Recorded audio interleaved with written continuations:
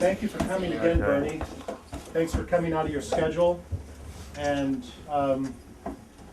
your interaction with our students is really helping us in our education. I can't think of many projects that we could do in this class, apologetics, that's as fruitful as this, the interaction. Especially at the rhetoric level, where we have to have students articulating as much as possible. Yeah. All right, give your attention to Bernie and really roast him. Really give it hard to him, okay? None of you are intimidated by him, are you? No. Okay. No. Okay. There's nothing to be intimidated The about. topics are open season, right? You're trying to get into Bernie's mind and heart. What does he believe or not believe on different things? Listen to his response, and then make a follow-up question whether or not you think that he is consistent with the logical, escaping the logical fallacies that are on your chart there. Okay, so logical fallacies. Yeah, like I mentioned, being a former Christian, I think a lot of Christian arguments for the faith are based on can be removed if you know about logical fallacies. In other words, somebody's saying like, here's why to believe, and it's like, well, that's not a very good logical reason. So it's like, oh, okay, well, let me think of a better reason. As far as coming here to speak to Nathan's class, yeah, I agree it's a good idea, and I'll tell you, and this is even a good idea from a Christian perspective, and from his perspective, I think you can see it as an inoculation. So, for example, at some point, you guys are going to graduate. You're going to go to college. You're going to talk to atheists, right? And so then your parents are concerned, like, oh, my daughter or son went to college and they're meeting these atheists. What do I say to them? So it's like, well, why didn't you teach them when you're in high school or at school? Especially going to a Christian school. So here, Nathan has a chance to bring in an atheist. I can tell you about my beliefs, and then you guys can talk about it later. So he's preparing you for the outside world when you leave here. So everybody can see that's a good thing, right? I like it from an educational standpoint, and so I don't think I'm going to change anybody's mind right here. I'm looking at the long term. I want to give you guys some things to think about. I'm going to tell you things I never knew when I was your age, and so it's just something for you to think about, and you can make up your own mind. So did you guys go over all of those logical fallacies? So one thing I thought that might be interesting is I asked you guys to think about how that might apply to atheism. If you ever heard about atheists, maybe I have bad fallacies. I want to know if I have bad thinking. So a logical fallacy, basically, logical thinking means you're coming to conclusions based on the evidence and what makes sense, okay? And that's the way I think everybody wants to think, logical. You don't, being illogical or going against logic means you believe in something without good merit, especially something really important, like let's say, for example, I believe a spaceship is hiding behind an asteroid and it's going to pick us up tomorrow because somebody told me it. And I sincerely believe it. So you could say, well, that's not very logical. Why are you changing your whole life based on what some guy told you? So this will help you to make good decisions. Okay, so let me just mention about the burden of proof. My perspective on that one, the first one is when you make a claim, you should be able to back it up with evidence. So for example, if I say, here's a message I have for you, and I want you to give me your whole life because of this message. I want you to rearrange everything in your life based on this message. You should say, okay, well, tell me some evidence. Why should I believe you? And I shouldn't say, oh, well, can you disprove me? If you can't disprove me, then I have the right message. You should say, no, the burden of proof is on you because you're making a claim. When you make a claim, especially demanding all these things in my life, you need to back it up with something.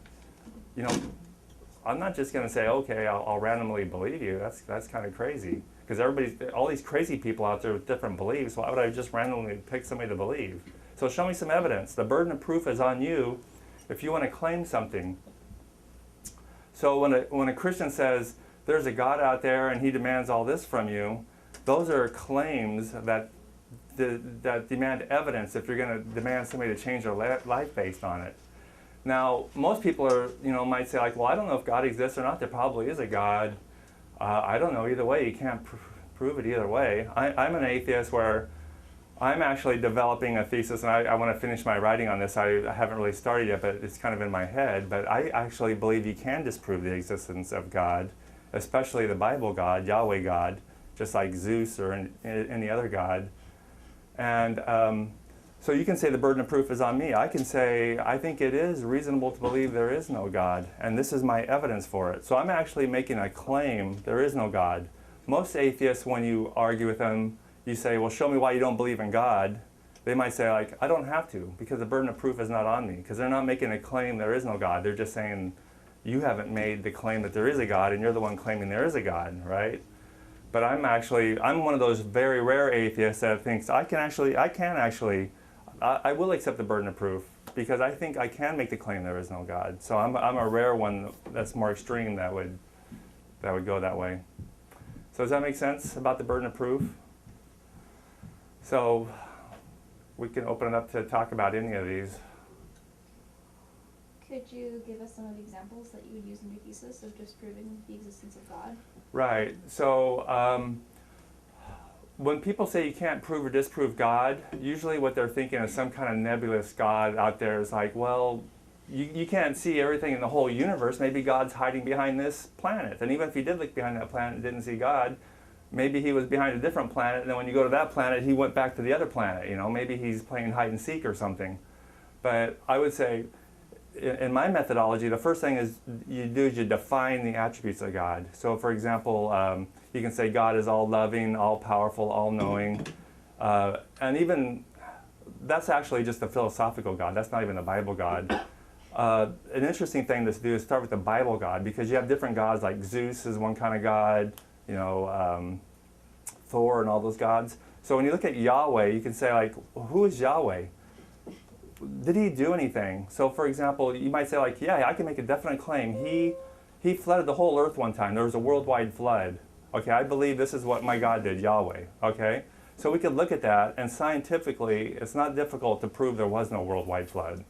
So then some Christians say, okay, well, it was a local flood. Okay, so the young earth creationists say it was a global flood. So the old earth creationists will say, no, it wasn't a global flood, it was a local flood, just in a local area. Okay, I can tell you with logic why that doesn't make sense. For example, why would you... Let's just stop right there. What logical fallacy do you think he's committing right now? Look at your chart. What's he doing right now? I think you should be able to finish his argument before we called out. Okay, well, is there anything on your chart that has anything to do with not putting forth the argument to the question? Is he answering the question? No. Is there a logical fallacy on there?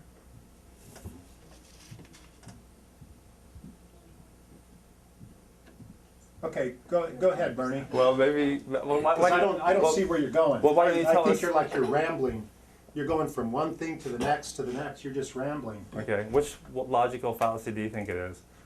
I don't know, but Savannah asked you, just give to me some of your reasons, your proofs. Right. So instead of rambling, just give like 5 or 6 proofs that you would use to back up your claim. Right.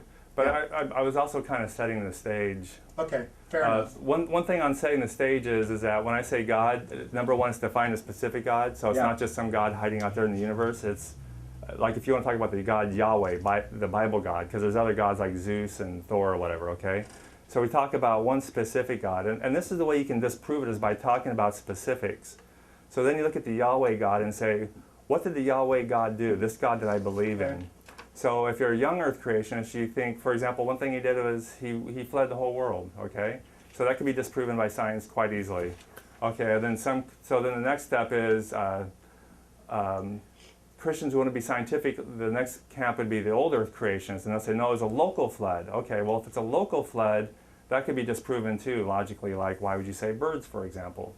Okay, so then there's another group of Christians that say, of course, those don't make sense either. It's a myth, and it was not intended to be a true story. It was intended to teach you a theological truth. This is what they say, the evolutionary creation. Let me just stop you again, because you are rambling. let me see if I'm understanding you. You're saying that the way you would back up your claim that there is no God is that you would take these different theistic positions and you would analyze them and deconstruct them. Or specific things that God was said to do that would basically make a mark on the world. For example, if there was a flood, it would make a mark. So if God created humans by a miracle rather than evolution, it would make a mark. There's claims. So the first set of proofs that you would use to back up your claim that there is no God is that you would dismantle proofs that people have put forth to back up the claim that there is a God.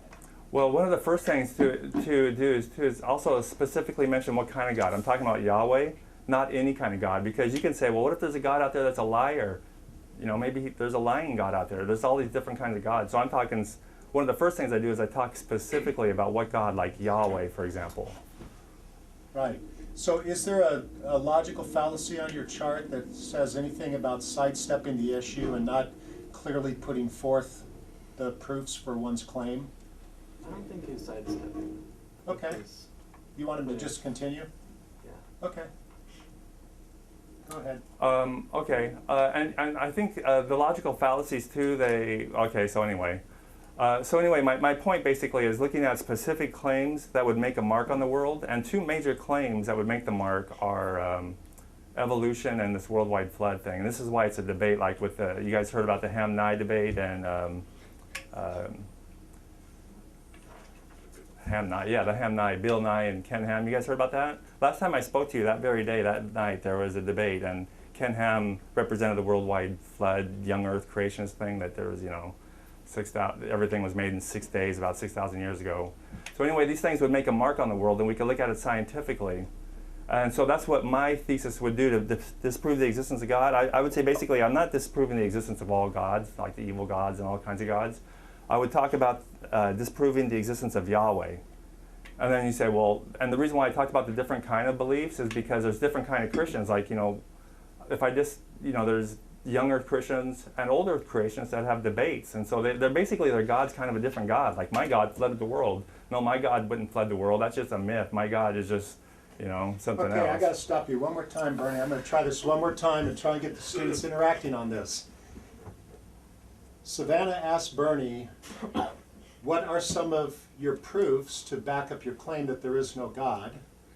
And Bernie has been talking for 7 to 10 minutes about a worldwide flood and about evolution. So whether or not the worldwide flood occurred or not, you have to decide whether or not that's a credible proof to back up the claim that God does not exist.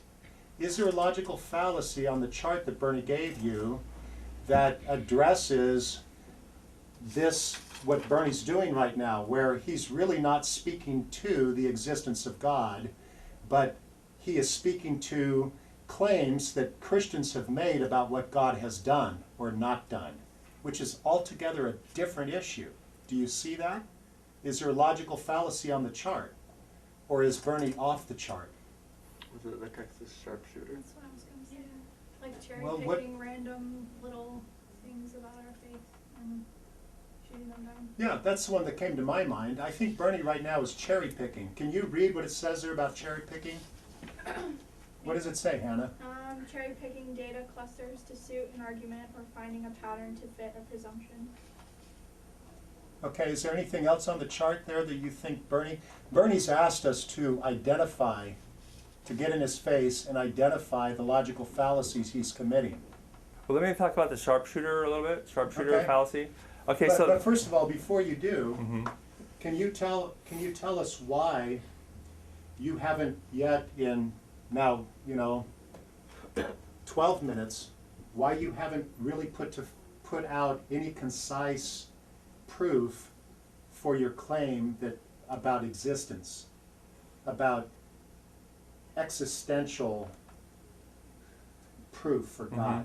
So you haven't. Okay. You're talking about a worldwide flood. You're talking about evolution. So basically, we could agree with you on everything about evolution that you believe. No, you can't. Yeah, we can. No, you We can can't. agree on worldwide flood. We can just take that away. No, you can't. You can't agree on that. Well, it doesn't. Those will change everything. Those are huge issues that will change your whole belief system once you sort them out. They deeply impact everything. Christians don't talk about these. You don't talk about these in church because they're too divisive. You can't talk about evolution. You can't talk about the worldwide flood. I think the church talks a lot about these things. You don't have a position on it. Your church doesn't have a position on it. You can't say whether it's global, local, or a myth. Well, you can't. Well, some churches do. Some churches do have positions. Are Your there church- any other your logical church can't? fallacies he's committing, do you think, on this?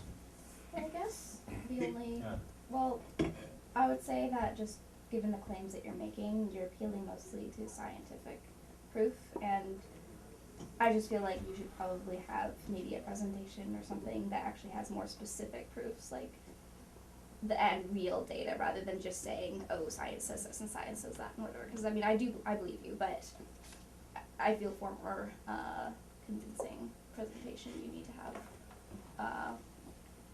present your data a little bit more specifically. Well, I'm not making a presentation. I wasn't preparing to make a presentation. This is just to answer random questions here. Right, but and is that's there a what this logical was. fallacy on the chart? Like Bernie did start early on and he said science. He put a capital S out there and said science proves this. That science proves that there wasn't a global flood. So is there a logical fallacy on the chart that would prevent Bernie from putting a capital S on science and, as Savannah says, not back it up, but just say in informal conversation even, it's like someone saying, well, they say, blah, blah, blah. Is there a logical fallacy that says something about trumping up, what do you think, Ellie? Appeal to authority? Yeah, appeal to authority, What authority did I appeal to? capital S science. Well, okay. So can I talk about a couple of these? No, I mean, Ellie's identifying a logical fallacy, and you asked us to identify logical fallacies, so what do you think about that one? Oh, okay. Well, Yeah, let me comment on that. The authority and also the sharpshooter. Okay. So how about the sharpshooter first? The Texas sharpshooter one. Yeah, let's start there. Okay. What that means is, for example, somebody just has a belief to begin with. Like, let's say, for example, I say I'm an atheist, or somebody else says I'm a Christian, and they never even thought about it. Okay. And now they're in a chance where they have to debate it and defend it. So what they say is, rather than seeking the truth, they're just trying to defend their own position. So they say, I'm an atheist, so what evidence am I going to look to support atheism? So here's a good point for atheism. Okay, I'll take this. Here's a good point for Christianity. Okay, forget that one. So what they do is they just cherry pick. They just look for anything that supports their viewpoints. That's what cherry picking is. And so after you find just the evidence that's for you, then you put a little target around it and say, like, see, that's look at that. I hit the target exactly. That's all the evidence is. And I don't think I'm doing that. I don't think I'm saying don't look at the Christian evidence. I don't think I'm saying just look at this evidence. I'm saying let's look at it all. I'm not coming from a presupposition where I think atheism should be right no matter what. I say I'm open to the truth. If you want to give me good evidence for Christianity, I'm willing to accept it. But I've been there, and I would have remained a Christian if I could just have one thread to hang on to. I would have stayed a Christian because I wanted it so bad. But I couldn't even find one thread, so that's why I left. The other thing about, what was the other one? The other fallacy? Appeal to authority. Appeal to authority is when you appeal to usually an expert, like for example, I don't believe in evolution, and I could prove it because here's a scientist who doesn't believe in evolution too. Well, it turns out that this scientist does not even have a degree in biology. Maybe he's an astrophysicist. So he's not really an authority. So it's an appeal to authority that's not really accurate. But for example, if there's a scientific consensus on something, and somebody says, and there's a debate about it, and somebody says, I appeal to the scientific consensus, that is not a logical fallacy of appeal to authority. That is actually a smart thing to do. So for example, if there's a bunch of tuba players here, and they all say, this is the best way to play tuba, and I've never played tuba, and I say, no, this is the best way. And somebody says, well, this group over here says that's the best way. They're experts. Yeah, that's true. That's expert testimony. That's great. That's not the appeal to authority fallacy. But if they appealed to me, that would be a fallacy because I don't know anything about the tuba. So that's the fallacy. So I'm not appealing to people who are uneducated in anything. In fact, I can give you my own reasons. So I'm not even appealing to any authorities. I can give you a good reason why there's not a worldwide flood. Like, if you want to, I can give you some reasons Is that for what that. you want him to do? Yeah. Yes, please. I think that being more specific would help. I mean, instead of just saying science says this, science says that, if you were more specific with examples, I think Right. that would make it better. Right. So basically, I was trying to give you a brief answer first, and I can dive down and give you answers as you want to. But if I just gave you deep answers on everything, then you'd say I'm going on and on and on, right? I mean, it would take. You could always go forever on any kind of detail. I mean, let me just tell you something logically. I think that's funny about the worldwide flood. What do you think? Nobody else had a boat then? I mean, Noah didn't invent the boat, I don't think, right? If there was a Noah. The other thing too is if you look at the biodiversity of life on Earth, and you look how there's different creatures in different zones, it all makes sense according to evolution. But if you think these were all on an ark about 4,000 years ago, all the diversity of life, it just doesn't make sense. I mean, this whole position of a worldwide flood, even in Christianity, is a very minority position. Most Christians, evangelical Christians even, do not believe in a worldwide flood. Okay, I got to stop you right there. Has he committed any logical fallacies when he says to you, I'll give you my personal reasons against a worldwide flood? You know what that means? Water all over the globe, all right? And then he says his first reason that he believes there wasn't a worldwide flood is that the text in the Bible says there was only one boat. Are you listening to him? So is there a logical fallacy that would somehow help Bernie assess his own reasons against a worldwide flood when he says the proof is there's only one guy with one boat? So what do you think about that, Hannah? Anecdotal is more, it's using personal experience and an isolated argument to disprove something. I mean, what logical fallacy would, and once again, Bernie might be off the charts on that one. Yeah, because there's tons of logical fallacies. It's possible I'm doing a logical fallacy that's not under. I mean, there's lists. You could have a couple hundred logical fallacies. These are some of the just 30 main ones or something. I mean, or can someone explain to me how the number of boats proves whether or not there was a global flood? Well, I think that was probably just extreme of consciousness. And So it wasn't a proof, even though he said he was going to give to us personal proofs? well, I think he didn't wax eloquent on that one. And then he went on and talked about the biodiversity and the inconsistencies of that. So, I mean, that Okay. one was a logical fallacy, but I think he went into, he's given more than one proof.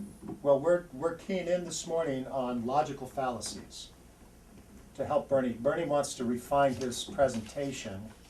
So biodiversity, I don't know, the boat one doesn't float with me. Well, the boat's a logical one. I mean, to think about, everybody, all humans died except for 8 people on the ark. Okay, what about all the other people what about all the other fishermen? Why wouldn't they just get in their boat and sail off? That's a logical, not a scientific, that's scientific thinking, but that's not a scientific thing. That's more of a philosophical issue, that the story doesn't make sense philosophically.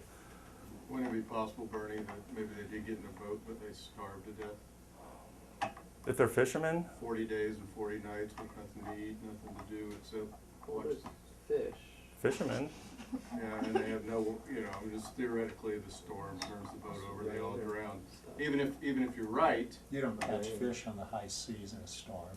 even if you're right that they rushed into their boat, there are thousands of boats, they all get in them, they all thank the false gods that you've alluded to, and they get in their boats and they all drown over time. Or they don't get in the boats, or they thumb their nose at God, and so say, I'm not getting in my boat, this isn't actually happening. Who knows? But the bottom line is, you haven't proved anything. And most, I would say that most Christians, even evangelical Christians today, do not believe in a global flood. I agree with you, right? Yeah, so whether or not And the reason why is because of science and logic. well, whether or not, well, actually, the reason why is how you understand the Hebrew descriptions there. But whether or not there was a local flood or a global flood, whether or not, wherever you come down on that, how does that prove or disprove the existence of God? Well, if you came to believe, like a lot of Christians in academia believe, that the story is a myth, there was no local or global flood, you don't think that would affect your theology at all. Here's a major story about what God did in the Bible, and it never happened. Okay, so right now, what logical fallacy is Bernie when he asks me a question that deflects a direct answer to what I've given? What logical fallacy is he committing? What is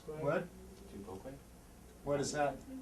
Avoiding having to engage with criticism by turning it back on the No, because that one I think is about. answering criticism with criticism.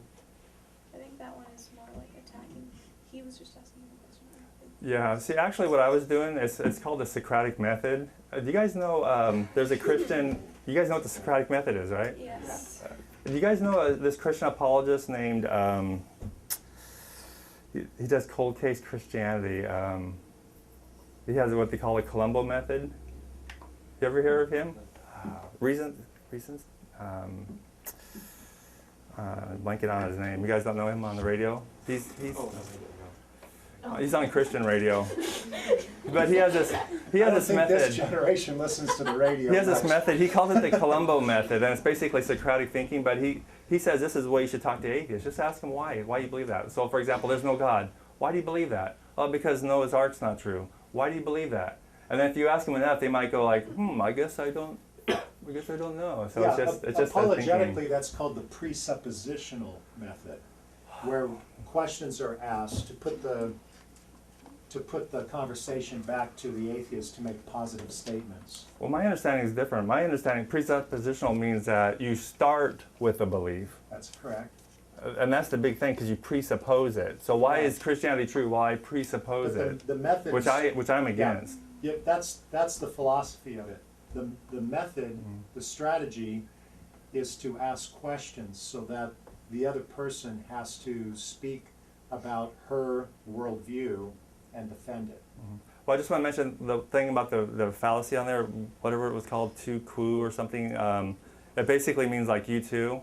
So basically, the fallacy, the way that is like, for example, if you're a politician and somebody says, okay, you know what, there's a report that you stole $1 million from your account, how do you explain that? And you say, well, my opponent says I stole $1 million, but you know what, he also has a crime record and blah, blah, blah. So instead of answering the criticism, you put, criticism over there. So in other words, like somebody says like, oh, Christianity is responsible for millions of wars, they killed billions of people, and then the Christian says, well, what about the atheists? They killed billions of people too. So that's kind of that thing. Instead of answering the question, you point it back and say the other criticism. So that's what that fallacy was. So how is that not what you were doing? Because I wasn't putting a criticism on him. I was doing more of a Socratic question, and I just genuinely wanted to find out the answer. I mean, I thought if he would answer the question himself, the answer he would come up is the same answer I would come up with. So, sometimes when you just tell people the answer, it's a shortcut and it doesn't go into their head, it just goes right, they say a question and you give them the answer, it just goes right out. But if you ask them a question, internally they have to think about it, their gears go on and they have to think about it internally. That way they answer the question, it's the same answer, but because they worked it up. So that's the reason why I did it. Okay. Questions for Bernie? Like on a different topic, or? And anything, yeah, wide open. Austin? So a lot of the discussion today has been about the science of things and understanding things scientifically, and I just wanted to know, kind of in a changing pace a little bit, but what the secular humanist position is on the arts and on that side of things. Art is just, being fun and creative and expressing yourself. I'm not sure what the question is. Well, would you say that the ability to create is something unique to humans? No. No? No. So what examples That's of non-human creation would See, you say? well, I'm not sure about I'm not sure if I really thought about creation so much, but there are a lot of statements where people say, like, this is something only humans do. So, for example, I haven't thought about creation. That's actually an interesting question, something to think about. But for example, some people say, like, only humans have humor. Animals don't show humor. But then I think you can see there's so much we found out about animals even in the last 50 years. Before this, historically, people and even scientists thought that animals were just like automatons or just machines that didn't really think. They had some instinct, but they didn't really have feelings and all that. So we discovered how they even have primitive languages. They can lie. They have some funny experiments where they taught monkeys how to gamble, and it's funny to see how them gamble. They've even seen how they get upset when things aren't fair. They have this one experiment where they give these monkeys a cucumber in exchange for a token, and cucumbers are fine. And then they gave one a cucumber and they gave one a grape, and they liked the grapes better. And so when they gave one a grape and the other one a cucumber, the one that got the cucumber started throwing a fit. It was kind of funny. In fact, even threw it back at the researcher. So there are some things that they say only humans have, but not animals. So it's like being creative. You have to be creative to build a nest. You have to be creative to use a tool to solve a problem, because they found crows can use a tool to solve a problem. They've seen other animals using tools. And you would say this type of creativity is indistinct from animal instinct? That because they know to do it instinctively, that is creative? Well, see, it's not really, I'm not sure if it's instinctively. Like there's also another YouTube video where they got these crows, they get on a cap or something and they slide down a windshield, or, they slide down like they're skiing, then they go back up and do it again. They just do it over and over again because, obviously they're having fun doing it. So is that creativity? Is that, as far as art, if you consider singing art, there's I think it's the blue whale that has these, one whale, I can't remember what it was, it might be the blue whale. They have these songs that go on for hours, and scientists said as far as they understand, they're just singing, they're not communicating, it's not communication kind of sounds, they're just long sounds like they're singing. So is that art? Is dancing art? There's birds that do all kinds of, mating dances, and they get pretty creative. So, we have more advanced mental facilities, so we do more advanced thinking and things, but is that just because of our brain? They have bigger teeth, bigger claws, they do things we can't do.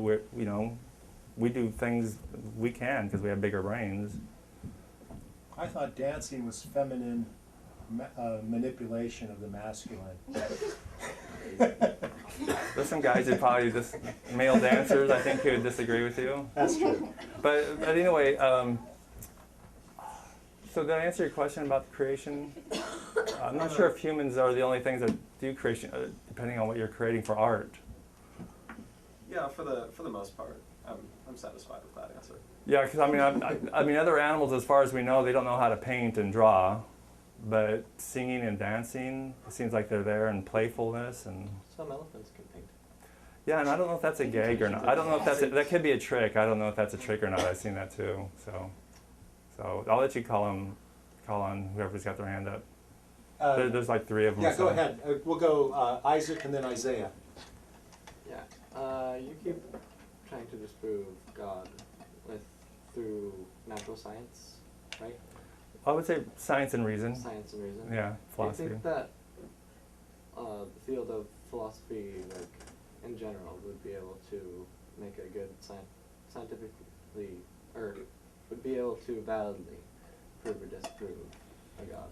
Well, it might be bottom line, it's all philosophical. I mean, philosophy uses science to justify its premises, you know. So for example, if I say I believe this because of this, this, and this, that's kind of a philosophical thing, but it's based on facts, which is science. So, you know, I think the whole thing might be all philosophy, which relies upon science to, you know, for evidence. So. Isaiah, So, go for it. Going back to Austin's question, how would you say that we are different than animals? Because you say that we can create, or animals can create, you know, they can have fun doing skating apparently. So, I mean, just a quick question, how would you say we are different from all the rest of the animals? Mm-hmm. That's an interesting question, yeah. We're different from the rest of the animals, from the other animals, not from animals, I mean, because I believe we're all animals. So how are we different? We're different based on what we have. So like I said, for example, we have more advanced brains, so we can do things that they can't do. You know, for example, verbal communication, plus the larynx and the ability we have because of that. You know, parrots can talk, but they can't really think what they're saying. So, you know, so because of what we have special, we can do things with that. So because our brain is more complex, we can do things that they can't do. But they have other things that we can't do. For example, they have wings, they can fly, we can't. So it's not like we have the best powers of everything, but we have the best at what's most important for survival. We have the brain, so that makes us the dominant species. You know, we're able to wipe out not only all of life on Earth, we could wipe out each other. So we're the apex predator of the whole system here. Yeah, I mean, so, in a way, we're the ultimate virus. We can kill everything if we don't control ourselves, you know. so this chart here summarizes the biblical teaching about what we're talking about. There's quite a few texts in the scripture that place God and humanity on the same side of the line, because the scripture says that God made man in his own image. And so there is a distinction between humanity and the lower animals. But there's also a lot of texts in the scripture that show that God stands alone and the line divides him from humanity and the lower animals. That man is one of the animals, right? And so there's a continuum. If we see similarities between lower animals and human beings, it's because we're all animal, right? We're not inanimate. We're all animate. And so there is distinction that God is wholly other and all of his creation are on the other side of the line. But then there are those special texts that say that humanity is in a different category than the rest of the animate creation. And that is chiefly the image of God. So anyway, on to another topic. And also think about too, if man is made in God's image or if God is made in man's image. I mean, think about God, you know, he's a guy and, you know, he's the father in heaven, not the mother in heaven. No, can't be the mother, father in heaven. You know, and if he's, you know, there's some jokes like, you know, if we are lions, what would God look like? You know, he's going to be a lion, of course, you know. But so when Bernie takes what literature students know clearly to be figurative analogies in the narrative, like God being Father, and then assigns a literal physiological meaning to that, what logical fallacy is he committing? He's basically saying that God the Father in heaven is Father because he has masculine anatomy. What fallacy does he commit? Or is he just ignorant?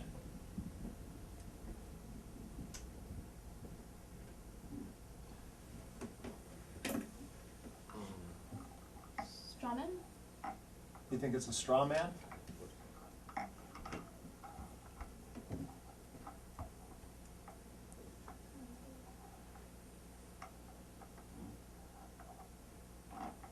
Do you know which one? No. can I ask a little question on this? Sure. Okay, so Well, first, Bernie, like the Mormons believe what you just said, but all of Christendom around Mormons do not believe that. let me give you a thought experiment though. Let's say, for example, so I think what you're saying is God is not literally a father, it's just symbolic language, it doesn't mean that much, It's right? an analogical language. Yeah, it doesn't mean Not that. symbolic, Yeah, right, analogical. right, okay. So let's say, for example, if somebody said, you know, can you come up here and do a prayer? And somebody says, okay, dear Father in heaven, I pray, blah, blah, blah, okay? Now, and the next day, you have somebody come up and she said, and have a woman pray up here, or a girl, and she says, okay, dear Mother in heaven, what's going to happen? Is that okay? Can you say Mother in heaven? Across the street at Southminster, that's just fine. What about here? Here, it's not fine. Why? It's just Isaac? symbolic, though. What's the point? I What's the think- problem? It's not symbolic, it's analogical.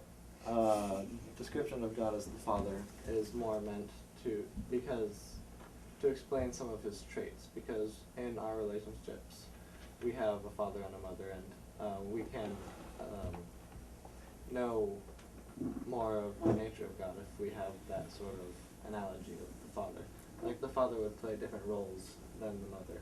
Right. And So did Jesus? he would treat his children differently because they, at least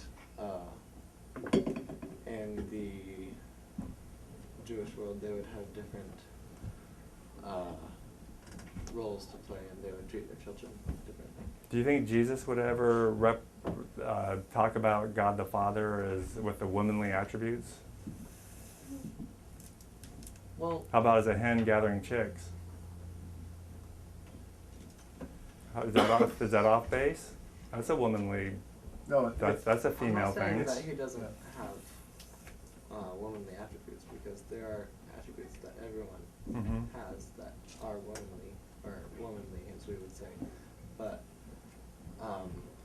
So you're saying describing that him God as has the Father fatherly is attributes but not motherly attributes. No, he does too, but it's describing him as the they wouldn't really have this in the Jewish This- culture, but like This is a most paedophilia. fascinating topic, and really, I mean, we're just unfortunately out of time. There's going to be Yeah. another class coming in. Bernie, thank you so much for coming Yeah. and being on the hot seat. You asked for it.